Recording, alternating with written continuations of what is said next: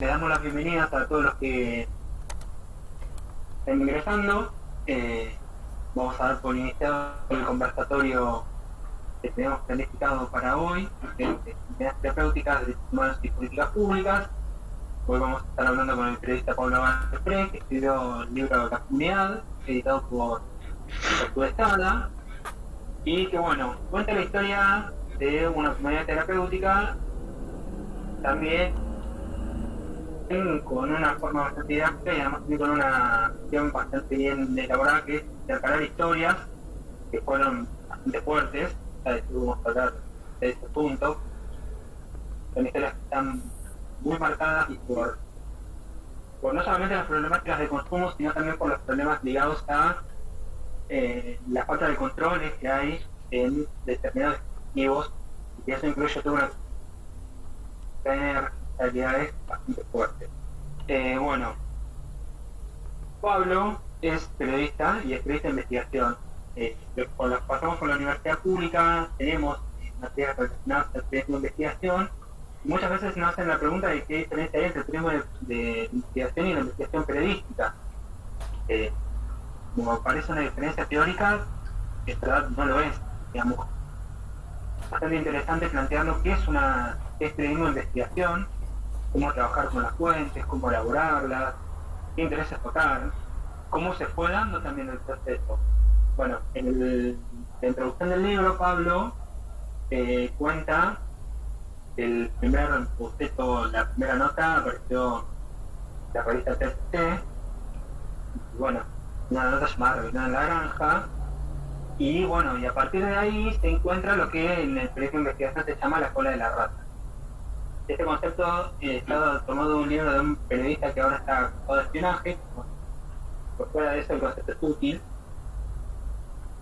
como para ir entendiendo también cómo se va desenredando ciertas marañas y cómo el trabajo de investigación periodística va llevando también a tratar las relaciones, ver responsabilidades, ver complejidades y demás. Entonces, esto sería como una especie de pie para intentar a lo que es el trabajo de investigación. Y hoy vamos a hablar con Pablo un poco también de cómo fue el proceso y además también con qué se encontró.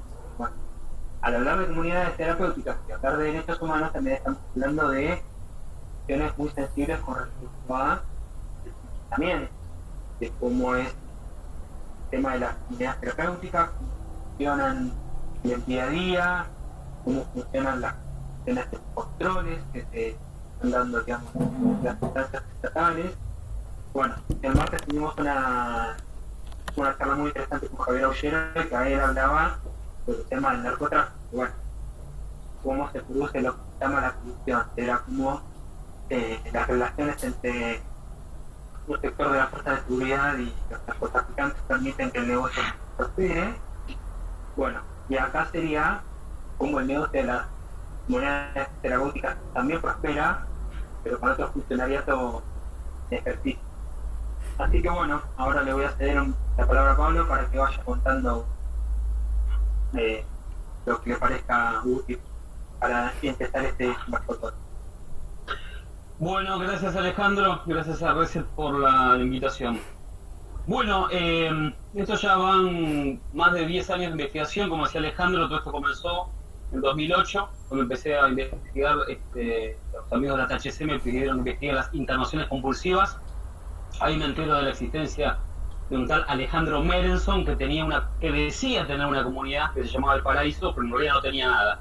Él lo que hacía era derivar a los usuarios de drogas a otras comunidades, San Ignacio, San Carlos, San Antonio. A él finalmente justamente no pude como atraparlo, no pude encontrar esa comunidad que él decía que se llamaba El Paraíso, y me dediqué a investigar una comunidad que se llamaba Volver a Empezar, de donde se rebelaron unos chicos y se fugaron. Por eso la nota se llamó Rebelión en la Granja. Esa investigación la termino, la dejo. Para mi gusto tuvo como poco impacto, porque la Defensoría General de la Nación y el CELS hicieron algunos pedidos de información, pero nada más, digamos, no pasó absolutamente nada más. Años después vuelvo a investigarlo a Merenson, o cada tanto me metí en internet, hasta que me topo en Taringa, un chico, Lucas Tavares, publicaba ahí en esta simple web, Taringa, digamos, ¿no? Un organigrama donde describía el staff de la comunidad San Camilo y lo ponía a Merenson arriba de toda la pirámide. Entonces ahí vuelvo a investigar a Merenson, pero de nuevo no lo puedo atrapar a este Menem, porque nunca conseguía información concreta, porque el tipo parecía ser un simple estafador. Y me dedico a investigar a San Camilo, digamos, ¿no? Que ahora voy a compartirles unas fotos. A ver, que creo que tendré que hacer acá una pestaña. A ver, un segundito, o pongo compartir todo. A ver, no, un segundito.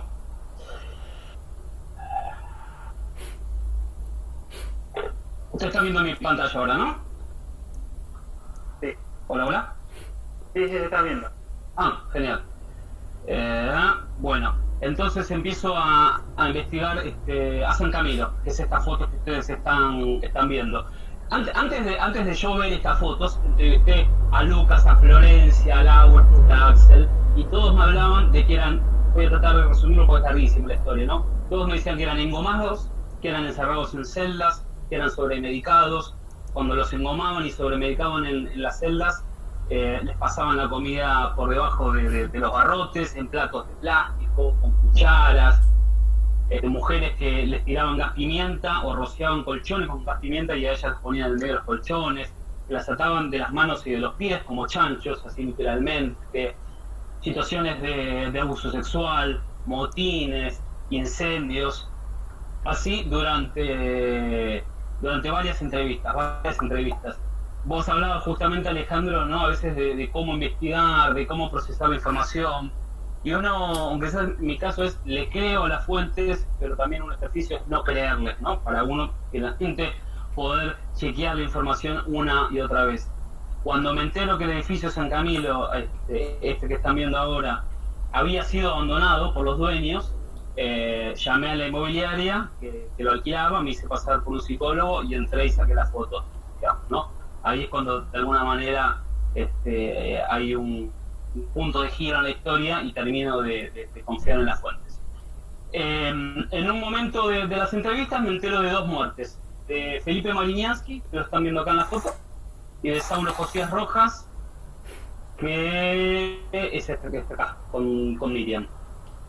Cuando me entero de la muerte, de estas dos muertes, también hay de nuevo, digamos, ¿no? Hay otro punto de giro y me dedico a investigar exclusivamente estas dos muertes. En definitiva, Felipe Mariñansky muere por un hematoma subdural crónico, por un golpe que no sabemos si lo tiene, un golpe que sabemos que tiene dentro de la comunidad porque Felipe estaba manicomializado, institucionalizado desde el 96, en San Camilo vivía desde el 2008 y él muere en 2013, o sea que no hay ninguna duda que el golpe se lo dio dentro de San Camilo, pero no sabemos si fue un golpe intencional o no, porque finalmente un hematoma subdural crónico puede ser un pequeño golpe. Lo que sí se sabe es que no advirtieron, digamos, el golpe que se había dado, no advirtieron la paresia, ¿no? Los ojos desviados que tenía.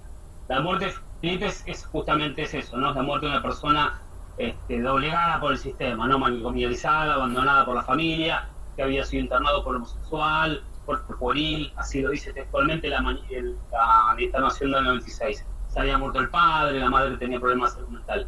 Y Saulo Josías Rojas era un chico mendocino, pobre, con varios consumos problemáticos, insulino dependiente, que Saulo se suicida dentro de esta celda. Esto que están viendo acá, este anexo, ¿no? Color cemento y verde musgo, era una celda propiamente dicho, ¿no? Como les decía, un engomado donde eran encerrados. A Saulo le iban, había dos sedes, la que están viendo la foto de ahora es como era la quinta, digamos, ¿no? 4 hectáreas, donde los usuarios tenían ciertas libertades, por decirlo de alguna manera. Las primeras fotos que vieron de la celda de los barrotes era del viso, la cárcel directamente, a donde Saulo le iban a mandar castigado por haber reincidido en el consumo o lo que sea, poco importa. Como Saulo se revela, lo encierran en este otro engomado de la quinta, y ahí Saulo se suicida, digamos, ¿no? Entonces, el libro trata de estos dos casos, trata de decenas de casos de torturas y violaciones a los derechos humanos, sobre todo estas dos muertes, donde de alguna manera vos hablabas, Alejandro, al comienzo de cómo uno investiga. Además, yo la verdad que cada vez me siento menos periodista y más investigador. Entonces quizás si en el momento tengo que hablar de mis técnicas de investigación, creo que voy a mezclar lo que hago como investigador más que como periodista. Por suerte estoy trabajando bastante como investigador y igual también como periodista, pero más como investigador, no periodista, digamos, ¿no? Para organizaciones como Innocence Project, que habla justamente de la Asociación de Pensamiento Penal, e Innocence coincidimos en la presentación de un amicus de otro caso que no tiene nada que ver con drogas. Así que en un momento me dedico a investigar estas dos muertes. La muerte de Felipe queda archivada, olvidada completamente. Ningún organismo se interesó por su muerte, a pesar de esta elaboración que les hice, ¿no? Felipe, una persona olvidada, institucionalizada, manicomializada por homosexual. Agregaría que por judío también, digamos, ¿no? No sé si por judío, sino que era violentado por ser judío dentro de la institución. Le decían Violiniansky, ¿no? Su apellido era Mariniansky y le decían Violiniansky porque se empezó a rumorear que por su condición de homosexual había violado a alguien. Y San Camilo finalmente es clausurada en diciembre de 2017, sale el libro, yo el libro se lo entrego a la Comisión Provincial por la Memoria, la Comisión Provincial por la Memoria inspecciona a San Camilo, se presenta un habeas corpus que es accedido por un juez, se clausura San Camilo y la causa de Saulo se le va a juicio oral como homicidio culposo. Prácticamente creo que es la primera vez que sucede, aunque sea en la provincia de Buenos Aires, que el dueño y el director terapéutico de una comunidad son imputados y después elevados a juicio por homicidio culposo. No llegaron a juicio ninguno de los dos, fueron a probation porque no tenían antecedentes penales. El que sí irá a juicio, que tampoco me satisface el sí que vaya a juicio, justamente por lo siguiente, es Pipi Zúñez, la mano de obra barata, el empleado de seguridad, también con consumos problemáticos, que como sí tenía antecedentes penales menores, no le dieron la probation e irá a juicio por homicidio culposo. Este es básicamente el recorrido del libro y de la investigación. Hay otra muerte más en el libro, que es la de Matías Lamorte, que la desarrollo menos, que muere en San Antonio, otra comunidad también de Pilar, que ahora también fue clausurada. Después de que sale el libro, acá ya expandiendo un poco las muertes, el libro sale en marzo de 2017. Ese año me entero de otra muerte, de Franco Ruiz Díaz, que había muerto en 2013 en San Antonio. La familia se entera, no sé, ven el libro o algo, y me avisa. San Antonio es inspeccionada en el 2018 por la CPM, la justicia en este caso no habilita el habeas corpus, el Ministerio de Salud no pide la clausura, y en septiembre de ese mismo año muere una tercera víctima en San Antonio, Claudia Alejandra Martínez, una mujer pobre, Tucumán, 4 hijos, adicta al alcohol etílico, ¿no? A pesar de que había denuncias por violaciones a los derechos humanos en esta comunidad de San Antonio, el Ministerio no la clausuró, la Fiscalía no pidió la clausura, las muertes no fueron investigadas y tuvimos que lamentar una tercera víctima. Hace un mes, sí, San Antonio fue clausurada porque me recibí información de que el dueño de esta comunidad estaba teniendo bueno, no pongamos adjetivos, estaba armado dentro de la comunidad a los tiros. Así es real, el dueño de la comunidad era una persona con antecedentes penales. Recibí un video de él con la cara tapada, mostrando un arma, así que bueno, intervino la justicia y ahora sí realmente fue clausurada San Antonio. Este es un poco el recorrido del libro, ¿no? Y el antes y el después del libro. Y bueno, y también lo que quería preguntar, más que preguntar también, bueno, notar que percibían ciertos patrones que se repiten, que uno cuando lo piensa de las políticas públicas es quiénes son los institucionalizados, quiénes son los que llegan a esas comunidades, quiénes son los que padecen la violencia de esas comunidades, y que digamos algunos recorridos son muy similares. Y bueno, como vos contabas, Saulo, y en otro caso también habla mucho de las dificultades habiendo una ley de por medio. ¿Habiendo? Una ley de por medio. Uy, mira, San Camilo era una torre de Babel en ese sentido, porque Lucas Tavares era un muchacho de la clase media de Flores, Axel Seguro era un muchacho de la clase alta de San Isidro, Gustavo Macía, una persona presidente de una cámara de comercio, y después también tenías menores de edad, el conflicto con la ley, esto también es como un libro aparte, digamos, ¿no? En San Camilo había 8 menores de edad rosarinos, desterrados de Rosario, todos en situación de calle, algunos con consumos problemáticos, otros no, los había mandado el gobierno socialista de Santa Fe, porque estaban como superpoblados los internados de menores en Santa Fe, y los mandaron a San Camilo. En ese sentido era un cambalache de clases sociales, San Camilo, ¿no? Y San Camilo era un lugar que podía cobrarle a alguien 10.000 pesos y a otra persona 50.000. Podía laburar con Yapos y podía laburar con Swiss Medical. Sí es verdad que hay todo un submundo en las comunidades terapéuticas que yo me he dedicado a investigar, pero no he procesado la información, donde sí es verdad que hay un montón que cobran muy barato, digamos, ¿no? Yo el año pasado llamé a varias haciéndome pasar por familiar y quizás se estaban cobrando 7.000 pesos, 10.000 pesos, ¿no? Entonces sí es verdad que algunas se aprovechan de la clase trabajadora, que quizás con unos pocos pesos que aparta de algún sueldo terminan pagando las internaciones. En el caso de San Camilo, te diría que era un cambalache. No es que había un patrón común con respecto a las personas que eran internadas. Bueno, comento también porque lo estuvimos hablando al Marco Aullero, porque también muchas veces pasa con el tema de las clases sociales que son los dispositivos, también es una dificultad de política pública, era que las familias muchas veces tenían problemas de consumo, por uno de los hijos y demás, y lo que hacían ellos es tener que encerrarlos en su propio hogar. O sea, para evitar las giras, que las giras sean trágicas, lo que hacían era encerrarlos. Y que bueno, que muchas veces la dificultad de acceder a una comunidad terapéutica generaba situaciones de violencia muy fuertes, incluso de intervención de las fuerzas de seguridad. Esto también es una marca muy grave de, digamos, de quienes son los que pueden llegar a tener algún tipo de acceso a los dispositivos terapéuticos desde el Estado. Así como vos estás contando toda esa cosa de las comunidades terapéuticas, también te decía esto en el marco de la ley, que una ley de salud mental que está hace 10 años, digamos, en septiembre de 2020 estaba tratando de llevar adelante el proceso de fiscalización, que también es una política pública que uno puede defender, pero también sabiendo las dificultades y contracciones que existen. Perdón, Alba, creo que tendrías que silenciar tu micrófono, no sé, porque se escucha mucho ruido de alguien, ¿eh? Perdón. Ahí está, gracias. Bueno. Sí. No, te iba a decir, sí, mira, hoy fui a ver una causa judicial, justamente la de Claudia Alejandra Martínez, que murió en San Antonio, ¿no? Vos un poco desarrollaste esto de la ley de salud mental. A veces uno se pregunta, ¿la ley se está aplicando? La ley es una ley avanzada, la ley se está aplicando, digamos, ¿no? Ya, cuando yo empecé esto en el 2008, de las 5 comunidades que llamaban, todas se internaban compulsivamente y lo reconocían por teléfono, ¿no? Te diría que 2013 a la fecha ya no, aunque sea no lo reconocen por teléfono, después hay que ver puertas adentro, digamos, ¿no? Qué es lo que hacen.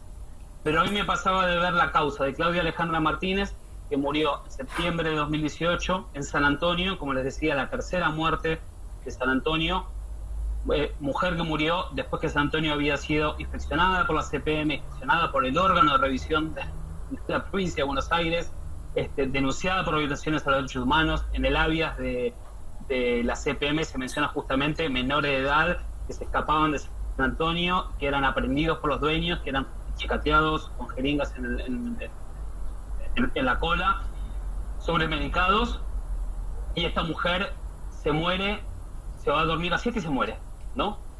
¿Pero por qué se muere Claudia? Se muere un paro cardiorrespiratorio, pero por problemas renales. Entonces, ¿quién era Claudia? Una mujer pobre, tucumana, adicta al alcohol etílico, digamos, ¿no? Esto no está en la causa porque no le tomaron testimonio a nadie. Si le hubiesen tomado testimonio a los residentes, a los familiares, se podría saber esto, digamos, ¿no? Que era una mujer que tomaba alcohol puro directamente. Y que entonces una persona que tiene problemas renales, justamente como indica la ley, no tiene que estar en una comunidad donde el Estado no siquiera le reclama que no haya, ni siquiera le reclama que haya enfermeros. Debería haber estado en un hospital general. Bueno, el órgano de revisión no solo inspeccionó San Antonio, sino que pidió ver la causa, digamos, ¿no? Hoy veía la firma del doctor Amor. Estas cosas pareciera ser que pasan totalmente desapercibidas para el órgano de revisión, ¿no? Donde no solo no inspeccionan a las comunidades, sino que cuando se enteran de las muertes no hacen absolutamente nada. En este caso estoy hablando del órgano de revisión de la provincia de Buenos Aires, no del nacional, pero la verdad que lo digo hoy así, que se hace un poco enojado porque me topé con esta información que de alguna manera ya tenía por otras causas, ¿no? Donde el órgano pide ver las causas, pero después no hace nada. Está bien. Bueno, y después también, teniendo en cuenta esto del proceso que vos tuviste para escribir el libro y demás, me interesa mucho el tema de cómo tuviste vos también, esto te digo más como apoya periodística, para trabajar con todo eso, porque digamos, en esta información que es muy difícil, o sea, de pasar el papel y sentir como cierta repulsión. Las situaciones que encontrás y que describís son fuertísimas. Sí, no la pasé bien, la verdad. Ahora estoy haciendo un podcast sobre el libro y la estoy volviendo a pasar mal, la verdad, de una manera, pero mal bien, es la posición de uno. La verdad que investigar es difícil, pero me gusta, y escribir es difícil y me gusta menos. Pero sí, absorber todas estas historias no fue gratuito, la verdad, porque no solo absorbes historias de hombres y mujeres que son engomados y que son violados sus derechos, sino que... ¿Seguís, Alejandro, ahí? Sí. Ok, pues se fue la imagen.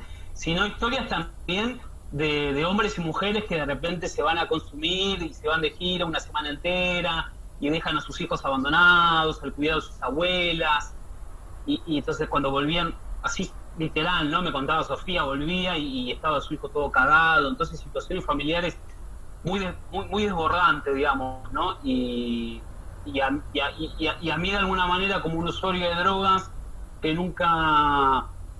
No caí en una adicción, pero sí en un consumo problemático, porque puedo entender que la relación que tengo con el alcohol es un problema. Digamos, no soy alcohólico, pero tengo un problema con el alcohol porque tomo más de lo que debería. Entonces, de alguna manera, todo eso terminaba chocando en uno, digamos, ¿no? Ver cómo gente se vivía golpeándose, digamos, ¿no? Y trastabillando, y familias cayendo en el abismo, ¿no? Llamar a alguna familia y la madre decía, yo no sé por qué mi hijo tiene un problema de consumo, ¿no? Bueno, ¿puedo hablar con él? Sí, espera, ¿qué te pasa? Entonces gritaba la madre, che, cacho, vení, ¿no? Así era. O después casos de... ¿Y su hijo por qué? ¿A su hijo a qué es adicto? A la marihuana y a los ribotril que tengo yo en el cajón. Entonces, no, era todo muy confuso y muy caótico. Y todo eso, si querés, también en un contexto donde mi familia, mi padre en ese momento tenía una demencia, y había cierto sector de mi familia que quería como internar a mi padre, encerrarlo. Entonces yo estaba escribiendo libros en contra del encierro, mientras algunos integrantes de mi familia querían encerrar a mi viejo.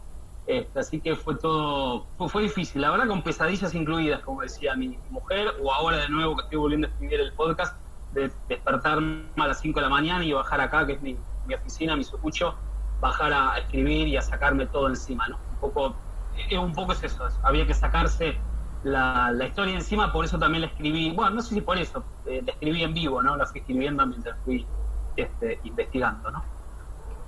Pero si no, fue gratuito, la verdad. Por eso te preguntaba, porque muchas veces cuando se habla de periodismo de investigación y de trabajo, sobre todo con una temática toca, así como decís, bueno, sí, uno empieza incluso a revisar sus propios consumos cuando empieza a abordar este mundo o estas cosas, estas temáticas. Te preguntaba porque también afecta de algún punto y afecta en el producto final, el producto del libro. Bueno, ahora tenemos también en otra plataforma, el podcast, que también te da otras libertades, pero también tiene otras formas de procesamiento que no son las que siguen teniendo el mismo problema. Es cómo lidiar vos con esta información, cómo procesarla y cómo procesarla en la escritura. Bastante complejo. Sí, el podcast es bastante más complejo porque tengo menos libertad, tengo muchísimo menos espacio. Te diría que hay que compactar un libro de, no me acuerdo si tiene 250 páginas, lo tengo que compactar en 50, digamos, ¿no? Todo el marco teórico lo pierde, un montón de cosas se pierden. El podcast en ese sentido me gusta mucho porque puedo poner todos los audios que tengo, todas las entrevistas telefónicas y mucho de lo que tengo, te diría que es más que de periodista de investigación, es de inquisidor, es de fiscal, digamos, ¿no? Porque a medida que pasa el libro yo paso a hacer eso, paso a ser más que un fiscal, diría un periodista detective donde paso eso, a realizar interrogatorios más que entrevistas. En ese sentido creo que va bastante bien el podcast. Pero sí pierdo mucha libertad, pierdo mucho marco teórico y un montón de cosas que no se pueden explicar y un montón de cosas que van quedando en el camino. La idea es un poco trasladar esto, ¿no? También la vivencia personal del protagonista, que no me gusta ser yo. El tema es que lo que creo que el protagonista es el periodista, pero porque las historias le van rebotando a él y a partir de eso las puede ir contando, digamos. Por eso está en primera persona el libro, a pesar de cierta renuencia a veces del periodismo a narrar en primera persona. Sí, bueno, eso también tiene que ver con este juego formativo. Me vi un montón de veces que no narramos en primera persona. Los libros canónicos muchas veces juegan con narrar las historias en tercera y darle cierta asepsia que está en la propia escritura, ya esa asepsia se pierde. Pero bueno, yo te preguntaba eso porque es saber también contar la cocina de un proceso, pero además también es, digamos, como que te da muchas veces continuidad, porque bueno, lo que también de parte de sus proyectos ahora, además, digamos, de eso que estás contando en los podcasts, tenés que enfocar de otra manera el discurso. Hay inevitablemente una pérdida, porque no es lo mismo el lenguaje escrito que el lenguaje oral o digamos, con audios y otras cuestiones, sino también con los otros proyectos que hubo. Bueno, comentabas que tú tenías un proyecto de registro. Bueno, sería bueno que después, digamos, de todo lo que nombraste, de todas las puertas que fuiste encontrando, o que te fueron contactando, que te fueron contando, las distintas unidades terapéuticas, bueno, que era lo que estabas pensando ahora. Yo les narré 5 muertes, ¿no? Después del libro yo me voy enterando de más y más muertes. Mirá, creo que saco acá unas cositas así rápido en mi oficina. Yo que tengo acá pegado en mi oficina, esta muerte, por ejemplo, que es manifestación por muerte en un centro terapéutico, que también es en Pilar, el árbol familiar, y esta otra que es armaba el arbolito de Navidad y murió electrocutado, también en Pilar, vencer para vivir. Entonces como que me fui enterando de más muertes por los medios o por información que me fue llegando. En Estancia del Pilar ahora murió una chica Sol, una militante peronista de La Ferrere. En San Ignacio se suicidó Ariel López. A partir de un Twitter que escribo me entero que también se suicidó una chica Paula Sabatini, tengo acá el nombre. Después un chico Gonzalo en La Plata. Bueno, tengo un registro de 10 muertes, todas en Pilar salvo una. Pero ese registro también me queda corto de alguna manera, porque lo que me dicen varias fuentes es que en el árbol familiar habrían muerto 4 personas más. Causas que quizás ni siquiera llegaron a la fiscalía, porque era gente tan pobre que sus familias se entregaban el PROFE directamente, el subsidio del Estado de discapacidad, se lo daban directamente a este lugar, el árbol familiar, y quizás los familiares no reclamaron por la muerte de sus hijos, o eran personas con saludes tan deterioradas, tanto mentalmente como clínicamente, que son muertes justamente que se naturalizan, ¿no? Ahora en otro lugar, Estancia del Pilar, también me informaron de varias muertes. Yo lo que le propongo al Estado hace un tiempito es una unidad que se dedique especialmente a investigar muertes dudosas en instituciones de salud mental. Hay una resolución del órgano, que es no me acuerdo si es 14 del 2015 o 15 del 2014, que básicamente dice esto: toda muerte en una institución de salud mental tiene que ser investigada por la justicia. Pero no se hace. Digamos, no tiene que ser investigada por la justicia y las víctimas tienen que recibir el apoyo del órgano de revisión del Ministerio de la Defensa. Bueno, no pasa ninguna de las dos cosas. Aunque sea lo que es el territorio que yo conozco, que es Pilar, que es donde está la mayor cantidad de comunidades, y me animo a decir también de muertes, no sucede, las fiscalías no investigan las muertes y el órgano de revisión no impulsa que se investigue. Porque son naturalizadas, digamos, ¿no? Felipe Mariñas, que por ejemplo se murió de un hematoma subdural crónico en el hospital de Vitalanús. Sí, es una muerte natural. Listo, ese golpe que tiene, ese hematoma es natural, no se investiga. Saulo Josías Rojas, un chico pobre morocho de Mendoza, se suicidó se suicidó, ellos dirían, en una habitación. Eso es normal, era pobre, era adicto a las drogas, se suicidó. Bueno, la idea es que justamente que haya un equipo especializado, integrado por abogados, por psicólogos y por investigadores, sobre todo, digamos, de esta parte, que sepan investigar estas muertes y no se naturalicen. por un lado, lo que yo creo que se podría encontrar hechos criminales, como es en el caso de Saulo, donde justamente se elevó a juicio por homicidio culposo, que nos quedamos cortos, yo creo. Pero por el otro también se podría hacer un relevo de la cantidad de muertes en instituciones para hacer recomendación. Por ejemplo, en el caso de Ariel López, que se suicidó en San Ignacio, quizás no haya un hecho criminal, pero habría que preguntarse si esa institución tiene los mecanismos de prevención del suicidio. Porque si uno investiga la muerte de Ariel, si uno hace una autopsia psicológica sobre Ariel, entrevistando a la madre y a sus compañeros de encierro, y mirando la historia de clínica, que es lo que hice yo, que no hizo la Fiscalía número 1 de Pilar, uno podría descubrir que Ariel había dado un montón de señales de autolesiones y de suicidio dentro de San Ignacio, antes de San Ignacio. O el caso de Gonzalo en La Plata, que hasta había escrito unos poemas donde hablaba de la muerte, digamos, ¿no? Bueno, todas estas muertes son completamente invisibilizadas y mi idea es crear una unidad que las investigue, pero bueno, nada, estoy fracasando en el intento. O sea, las varias reuniones que tuve con el Estado me dijeron que no se va a hacer. Y bueno, otra cuestión también que, bueno,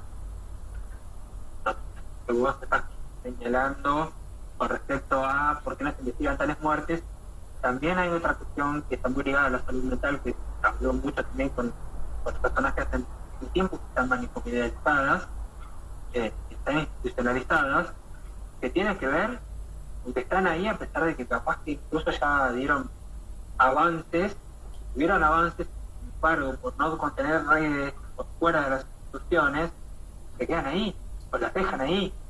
Eso también es una cuestión muy grave que, bueno, en el proceso de manicomialización también se puso sobre la mesa. Sí, ahora aparentemente en la provincia hay un proceso de desmanicomialización de los 4 hospitales públicos. Pero bueno, mientras no haya casas de medio camino, tratamientos ambulatorios, me quiero confundir lo que digo, pues yo también, sobre todo soy un periodista que investiga, digamos, ¿no? El resto de los temas los trato como oyente. Pero sí, digamos, creo que no.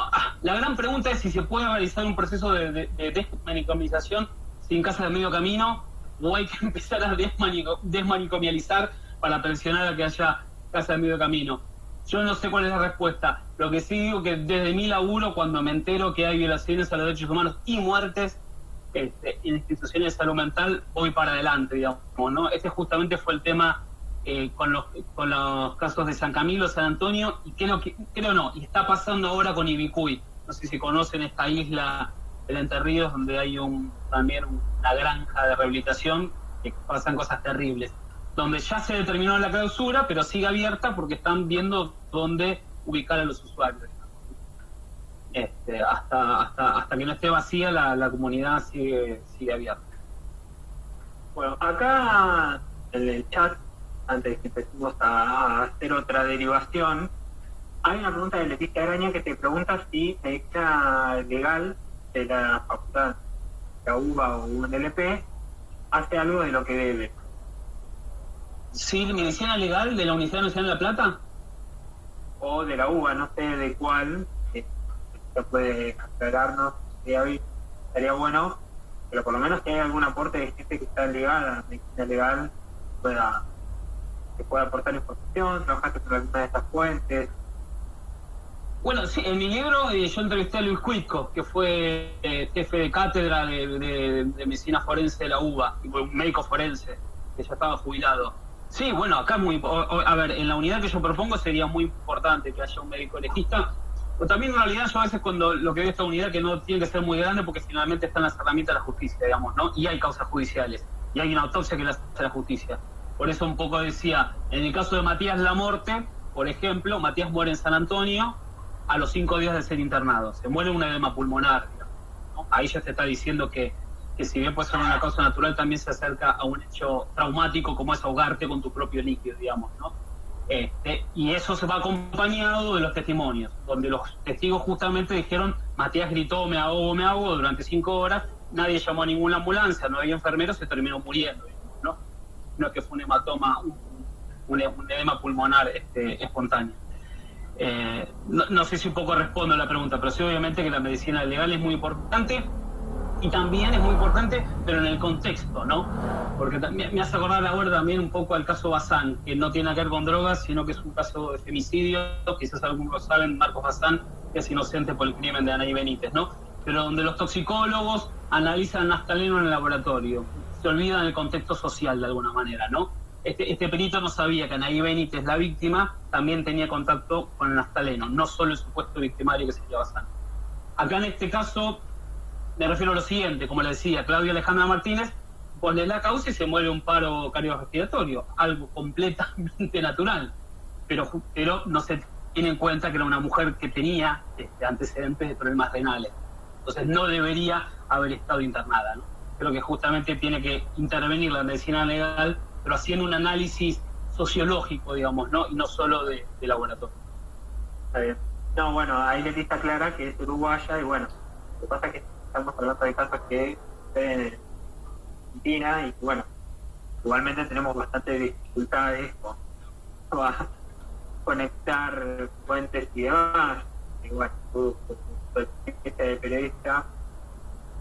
Claro, dice que pregunta desde la indignación por qué es médica y está harta que se hable de bioética. Está bien, ahora voy entendiendo a qué se refería. Claro, dice que trabaja con el Frente Antimanicomial. Claro, bueno. Sí, lo que pasa, bueno, acá vamos a hacer una explicación medio de gremio. Nosotros, ahí nuestro espacio de intervención es hablar con gente que tenga información al respecto y en todo caso, bueno, tratar de ponerlo en nuestro trabajo de investigación. Las invitaciones quedan ahí. Bueno.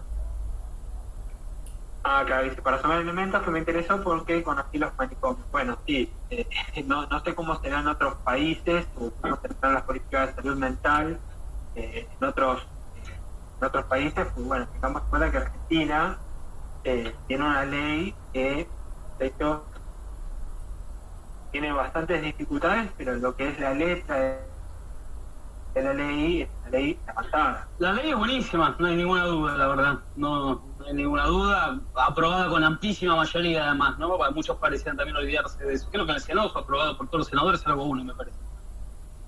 Si no me equivoco. Sí, bueno, y que después lo ves en notas de lobby contra la ley, contra los partidos y demás, que están borrando con el codo, con lo que votaron. No sabía eso, ni me acuerdo quién es. Ahí estás más informado que yo. A veces hay cosas que prefiero olvidar, parece. Parece un ejercicio sano igual. Bueno. Puede ser. Y bueno, teniendo en cuenta todo esto que estábamos hablando, fue tu proceso, vos antes de que empezáramos a hacer este conversatorio, habíamos hablado de algunas cuestiones, no de acuerdo, y vos habías dicho que eras un autodidacta en algunos aspectos, que todos los periodistas tenemos esa cuestión de ser autodidactas porque tenemos que aprender sobre temáticas que nos interesan, nos apasionan y ¿sabes?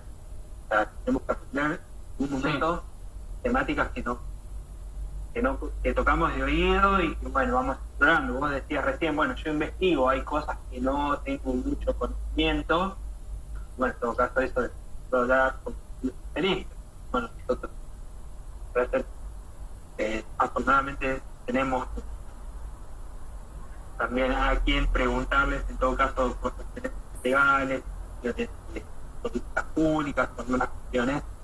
Pero lo que sí te iba a preguntar con respecto al tema de los abordajes en medios, es todo lo que tiene que ver con salud mental, legislación y demás, pareciera como que hay una gran ausencia, hay una falta de información bastante grande sobre los justo, digamos, que protagonizan el campo. ¿Cuántos periodistas te van a justificar las cuestiones en una comunidad como la de San Camilo diciendo, bueno, los consumos problemáticas tienen que abordar desde el abstencionismo al consumo? ¿Cuánto no hay mucha formación sobre este aspecto? Bueno, sobre eso, digamos, hablar un poco del tema del abordaje que vos ves en los medios, cuál es tu ciencia y bueno. Mira, la experiencia es tristísima, me deprimió bastante la poca repercusión que tuvo el libro. El libro no, ahí me quiero corregir. Los casos, las historias de mi libro, a mí mi libro no me importa, me importaba que los medios reproduzcan las muertes de Felipe, de Saulo y de Matías, para que haya justicia para ellos y se clausure el manicomio. Página 12, por ejemplo, tardó como 4 meses en publicar algo, después no paró de publicar, habrá sacado 10 notas páginas. Es el único medio nacional que ha publicado algo, digamos, ¿no? Ni Clarín ni Nación han publicado nada, Perfil tampoco, Infobae tampoco, así como Infobae es un medio que cubre el gran abanico de legalización de las drogas y cannabis medicinal, no sacó ni una nota sobre Saulo, sobre Felipe, ni sobre las clausuras. Lo mismo me pasó a nivel televisión, solo lo cubría la TV pública porque ahí está el compañero Emilio Ruchansky, digamos, pero a nadie les interesó, y a pesar de que les entregaba filmaciones y fotos, digamos, ¿no? Historias amarillistas. Yo tampoco le escapo al amarillismo en ese sentido y lo digo en el libro, ¿no? Pero a pesar de esto, que había historias de muerte, de violencia y de drogas, a los medios no les interesó, porque a los medios no les interesa cuando los usuarios de drogas o el sistema de salud mueren, sino que les interesa cuando matan, ¿no? Recordemos un poco el caso Pitti, que lo nombramos hace poco. O les interesa cuando son zombies. Recordemos las notas de Martín Sicioli, ¿no? De Facundo Pastor, ¿no? Los zombies del Paco y demás. Les interesa cuando se los puede objetivar. Y para anclarlo con esta semana, si doy nombres acá no es por estar exponiendo a periodistas, porque de alguna manera Reinaldo Setecase lo respeto y creo que hace medianamente bien la profesión, más allá de alguna tibieza que tienen a veces. Pero vieron que esta semana se escaparon unos narcos de una cárcel de Santa Fe, ¿no? Y fue noticia, digamos, ¿no? Fue tapa de los medios, ¿no? Creo que eran 8 o 10 narcos escaparon de una cárcel de Santa Fe. Pero y de nuevo, respeto también al colega rosarino que escribió la nota. Pero, como les decía hace un rato, en San Camilo habían sido internados 8 menores de edad rosarinos, pobres, en situación de calle, algunos con problemas de consumo, otros no, que habían sido deportados por el gobierno socialista de Santa Fe a San Camilo, que en ese momento ya había sido denunciada por violaciones a los derechos humanos. Cuando intervino la CPM, primero un operador socioterapéutico de Santa Fe distingue, ve mi libro, distingue los casos, me invitan a Rosario, hacemos un quilombo espectacular con legisladores, presenta el libro, se moviliza todo, hasta que interviene la CPM, entrevistan a los menores, se constatan escenas de violencia, que los había inyectado en la cola, que se habían escapado, situaciones de abuso de un menor a otro menor dentro de San Camilo. Repito un poco el título: 8 menores de edad rosarinos deportados de la segunda o tercera provincia más rica de Argentina a una institución donde se violaban los derechos humanos. Bueno, yo le mandé la información a Setecase y jamás le interesó publicarla.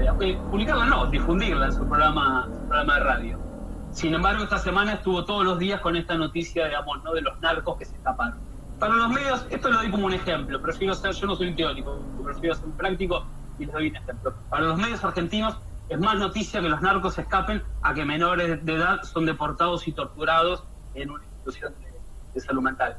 Así se repite constantemente en todos los medios, no solo con Setecase, sino también en los medios alternativos, digamos, ¿no? Porque fueron muy, muy pocos hasta los medios alternativos y los medios de izquierda, progresistas, que le dieron bola a las historias que narro a las historias que narro en el libro y a los hechos que sucedieron después, ¿no? Como la elevación a juicio por homicidio culposo, que está imputado un psiquiatra. La verdad que creo que podemos contar con la mano de los dedos la cantidad de psiquiatras que están imputados por encerrar y sobremedicar a pibes pobres usuarios de drogas. Bueno, por eso te preguntaba, sobre todo porque, bueno, así como vos decís, bueno, vende mucho más hablar de cómo se escapan narcos, bueno, y alimentar también una narrativa que tiene una funcionalidad política que también no podríamos dejar de lado, porque el narco es muy, muy útil, sobre todo para campañas electorales de mano dura, que también es bastante claro. Y salir a hablar de política de derechos humanos, de personas que, como decís, son pobres especializadas, por lo visto no garpa. No, y es muy triste que la prensa no se dé cuenta de eso, ¿no? Yo he viajado muchísimo a México, hice un montón de documentales. Por suerte nunca tuve que caer en el documental de la guerra al narco, sino al revés, de la falsa guerra al narco, ¿no? Porque en realidad no hay ninguna guerra, sino que si hay una guerra es una guerra contra los pobres, digamos, ¿no? y acá en Argentina se daría de la misma manera. Sí, es muy triste que seamos funcionales, ¿no? Cuando hablamos de los soldaditos del narco, eso, ¿no? Cuando se ponen los usuarios de drogas como zombies. Hasta me animaría a decir, yo participé de eso también, ¿eh? Y me sonrojo, digamos, ¿no? Por suerte hice este recorrido, ¿no? Pero a mí, por suerte hice este recorrido. Pero hice esas notas. El año 2006 o 2007 quizás fue lo que lo hice, ¿no? En algún momento tuve una epifanía y me aparté de eso. Y uno tiene que hacer un esfuerzo muy grande para no volver a eso. Ahora cuando estoy con el podcast, viste, quizás cada tanto siento que tengo que estar marcando la cancha a mi productor ejecutivo, que no sabe nada de esto, y que es verdad también que es más fácil decir adictos en un guión de un podcast que consumidor problemático de drogas, que larguísimo, ¿no? En un punto yo lo entiendo porque también escribo. Así que estoy haciendo un ejercicio para que estén los dos conceptos. Y bueno, ya que lo mencionaste, sería bueno que cuentes cómo fue ese proceso de epifanía, de cómo fuiste vos también dando este cambio, porque es un proceso bastante difícil y largo. Sí, en mi caso te diría que fue a los tumbos también, porque yo no soy quizás como los compañeros de THC o como Emilio, yo no soy militante estoy más que a favor obviamente de la legalización, pero no es mi militancia, digamos, yo me dedico a investigar y demás. Entro en el tema de drogas no por la droga en sí, sino por los muertos, ¿no? Y por las violaciones a derechos humanos. También investigo causas armadas por la policía, ¿no? Ese es el campo. Fue a los tumbos, no es que fui a los tumbos y fui encontrando lectura y demás, pero te diría que escuchando a Seba Basalo, escuchando a Emilio Ruchansky, pero los tumbos. En el 2006 entrevisté a Eduardo Calina, me imagino que todos lo conocemos, ¿no? Mi productor ejecutivo, que es el actual productor del podcast, me mandó a entrevistarlo, como la idea era, bueno, ¿qué le pasa al cerebro del adicto, ¿no? Que Eduardo Calina nos lo cuente. Y yo no sabía quién era Calina, o quizás sí sabía quién era Calina, y servía para el show de la televisión. Y me acuerdo que me fui espantado y seguramente me debo haber peleado con el productor ejecutivo, porque a mí me pasaba cuando volví a esas notas y yo le decía que era una porquería, nada, la típica, estos shows y hay que hacerlo. Y yo quizás sin ser todavía sin tener el conocimiento que tengo hoy, ya sabía que Calina era un chanta. Te diría que así fue, como a los tumbos, ¿no? Y después dándome cuenta quién es Calina, que Calina es socio de Merenson, esta persona que les decía al comienzo. Supuestamente escribieron 5 libros juntos, 5 páginas. Te diría que lo fui aprendiendo en el terreno, dando charlas. Me acuerdo una charla muy interesante que se dio en la Defensoría del Público, de la mano de ARDA también, la Asociación de Reducción de Daño de Argentina, con la que vengo colaborando de hace tiempo, leyendo libros, artículos, viajando por México, ¿no? Entrevistando a mucha gente de México que hablaba de esto, ¿no? De la falsa guerra, del genocidio que se da en México, poniendo las cifras sobre la mesa, digamos, ¿no? La cantidad de personas que mueren por consumo de alcohol y tabaco, ¿no? De drogas legales versus drogas ilegales, que la última vez que lo vi creo que eran 180.000 personas al año en el mundo, ¿no? Que mueren por el consumo de drogas ilícitas. Básicamente, digamos, poniendo, sí, digamos, a los tumbos un poco, como te decía.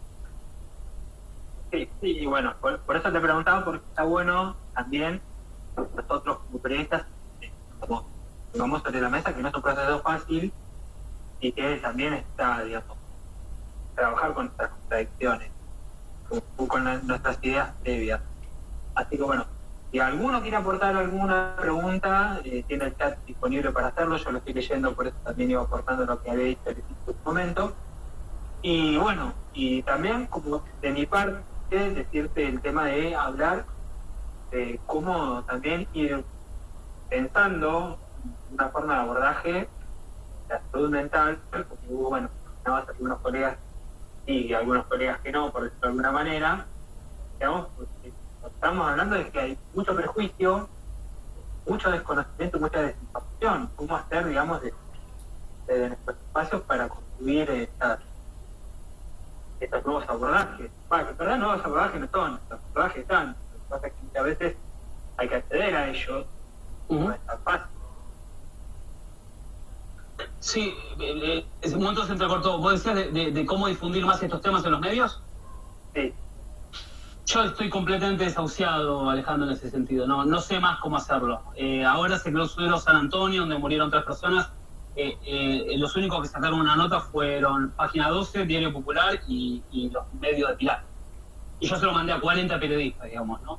En un punto yo te decía que además de periodista soy investigador, a veces me dan ganas de exponer más nombres, pero de nuevo, como se los puse en este caso, pero porque lo respeto, porque quiero que se te case no es Feynman, digamos, ¿no? O no es el hijo, o no es Jonathan Viale, no es La Nación del Club. La verdad que ya no sé cómo hacerlo. No logro entenderlo, digamos, ¿no? En el 30 o 31 de diciembre de 2017, la nota doble página, de página 12 de un domingo, ¿no? Con lo que significa eso para los periodistas, fue el horror que va a juicio, ¿no? Que era la elevación a juicio de la causa de Saulo. No me llamó nadie el día siguiente, digamos, ¿no? Cuando era una nota doble página con 3 columnas. No me llamaron ni los compañeros, seguramente compañeros de ustedes que escriben en medios, ni ellos me llamaron, ni siquiera para decirme, che, ofrecí la nota y mi editor me dijo que no, básicamente. No, que eso también es... Pueden preguntar también cómo fue mi proceso personal. Bueno, mi proceso personal fue así también, ¿no? Esperando de alguna manera que llamen para hacer notas o para explicar por qué no se pueden hacer notas. Es bastante feo de este lado, este pequeño escritorito que tengo, esta pequeña editorial que es Editorial Sudestada, uno contar semejante historia que debería competir interesar a un montón de colegas y que no pase nada. Britney Spears, ¿no? Por ejemplo, fue hashtag, ¿no? Britney Spears y ocupó todos los medios, ¿no? Y hasta compañeras, digamos, difunden lo de Britney, lo cual está perfecto. A veces me angustia un toque que esto es una crítica más que constructiva, ¿no? Digamos, me angustia un toque que no se puede difundir más lo que viven las usuarias del sistema salud mental, los usuarios del sistema y las usuarias de drogas, digamos, ¿no? Es un tema que no pude tocar como hombre, justamente, los abusos sexuales dentro de las comunidades terapéuticas. No pude, no sé hacerlo, no puedo hacerlo, digamos, ¿no? Es un tema que sería muy interesante que lo haga una compañera. Mujeres que no solo que tenían abusos sexuales carnales, violentos, sino por los propios compañeros, por los propios operadores, ¿no? Donde quizás había un acto sexual consentido, pero obviamente un abuso de poder por parte de los operadores, de los dueños. Es un tema que no pude tocar. Pero nada, no, la verdad que ya no sé cómo hacer para que se interese. Tengo muy poco éxito en Twitter, además. Cada vez que estoy dando una tienda retuitea, que creo que es el espacio de los medios, ¿no? Twitter. Bueno, acá pregunta Diego, y a ver, si pensás cómo se puede resolver un problema tan íntimo y complejo como una adicción. No, es una respuesta íntima, te diría, justamente. Mira, vos un momento preguntabas sobre mi camino.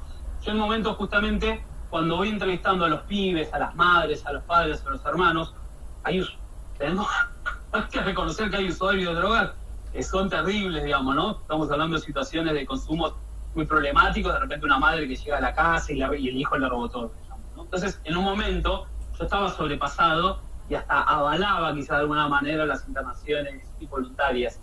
Y ahí Juan Manuel Supalman, abogado, militante, el autor del libro Historia de una Prohibición, ahí me dejó clarísimo lo que son las decisiones individuales, ¿no? Hay gente que decide autolesionarse, que hay gente que decide caer en el abismo, que hay gente que decide matarse.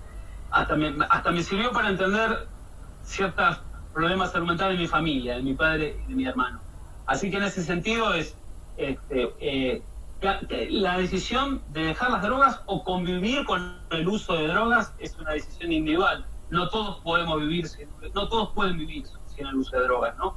Gustavo Businski de Arda, cuando lo entrevisto también para el libro, habla del pasaje al acto y habla de que el consumo de drogas es parte de la economía psíquica de uno, ¿no? Es el consumo de drogas, como puede ser marihuana, alcohol, cigarrillo o alplax, nos mantiene en pie. Hasta que no reemplacemos esa pata ortopédica que suple el consumo de drogas, habrá que, digamos, uno tiene que seguir consumiéndola, ¿no? Hasta que pueda hacer un proceso interno y ver por qué se da el consumo. Y muchas veces se puede convivir con el consumo.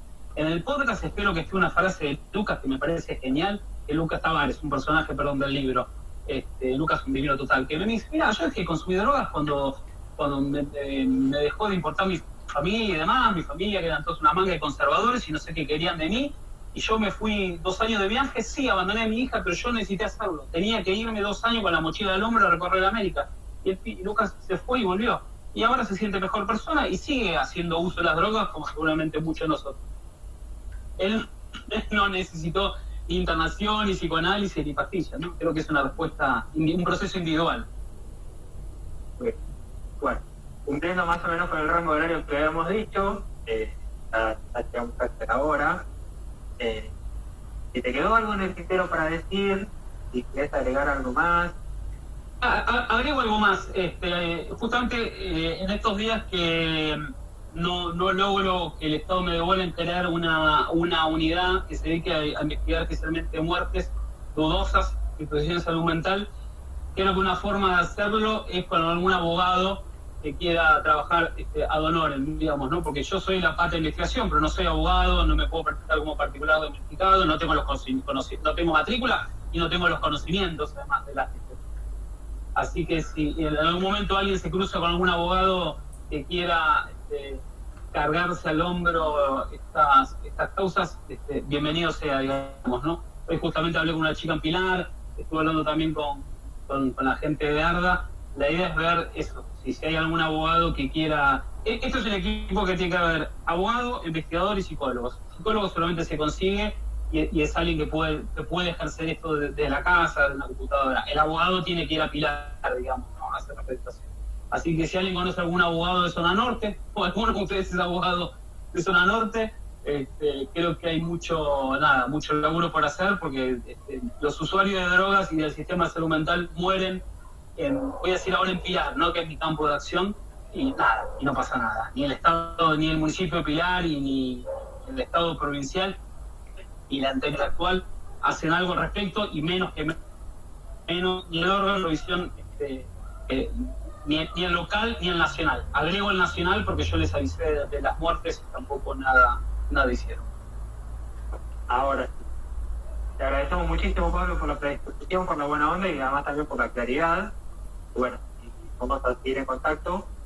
Mientras tanto, vamos a poder terminar el conversatorio de hoy. Bueno, espero que les haya servido y gustado. Y bueno, vale, buenísimo. Gracias a ustedes por la charla. Cualquier cosa a disposición de todos. Como digo en el libro, publican por Facebook o por Twitter. Si alguien necesita algo de más, siempre a disposición. Bueno, y una última cosa, que es el comentario que tiró Leticia, que en Uruguay hay informe del Instituto Nacional de Derechos Humanos y nadie del horrores. Pero bueno, veremos cómo se puede llegar a hacer algo de eso para por lo menos compartir información. Pero bueno, nos queda como última cuestión. Así que bueno, muchísimas gracias a todos los que estuvieron y bueno, veremos pronto. Dale, gracias Alejandro, gracias a todos. Nos vemos.